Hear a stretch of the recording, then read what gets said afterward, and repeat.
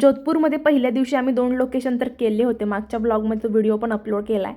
आता हे तिसरे लोकेशन होते म्हणजे मेहरांगडगड. पण एक इश्यू झाला तो म्हणजे एंट्रीलाच माझा ट्रायपॉड काढून घेतला. त्यांनी सांगितलं की ट्रायपॉड अलाउड नाही आहे वरती घेऊन जायला. मी म्हटलं मी काढणार नाही, बॅगेमध्ये पॅक करून ठेवते. तरी ते ऐकतच नव्हते. तेव्हा मी पुन्हा मग नीट पॅक केला आणि मग तशीच वरती गेले. त्यांना मी म्हटलं नाही काढणार, बिलकुल ट्रस्ट ठेवा. मग त्यांनी मला ॲक्सेप्ट केलं, कारण पोलिसांचं खूप प्रायव्हेट प्लेस असल्यामुळे खूप म्हणजे चेकिंग चांगली होती त्यांची.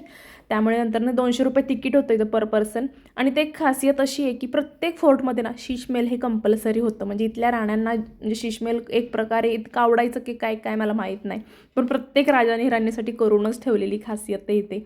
त्यानंतर हे सगळे लोकेशन बघून घेतले मी आणि खरंच म्हणजे ह्यांचा थाटच वेगळा होता आधीच्या लोकांचा. आणि अजून एक खासियत म्हणजे प्रत्येक फोर्टमध्ये एक सितारा वाजवणारा माणूस इथं कंपल्सरी असतोच. त्याला काही आपल्या मर्जीने आपण पैसे द्यायचे, तो आपल्यानुसार पण गाणी वाजवतो. त्यानंतर तिथून आम्ही चालत गेलो जसवंत तळाला. जसवंत तळा हे एक प्रकारची कब्रच आहे. याला राजस्थानचा ताजमहल असं पण म्हणतात.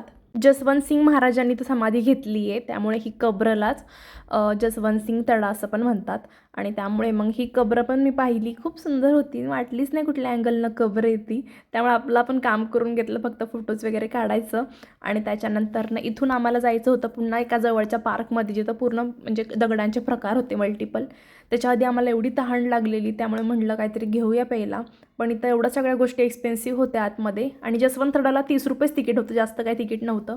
त्यानंतर आम्ही ह्या पार्कमध्ये आलो. मल्टिपल प्रकारचे दगड होते, ते इथं पूर्ण मेन्शन केलेलं नाव वगैरे ते सगळं रीड केलं, खूप वेळ इथं स्पेंड केला. आणि त्यानंतर आम्ही पुन्हा आमच्या रूमवरती आलो. भेटूयात पुढच्या ब्लॉगमध्ये, तोपर्यंत बाय बाय.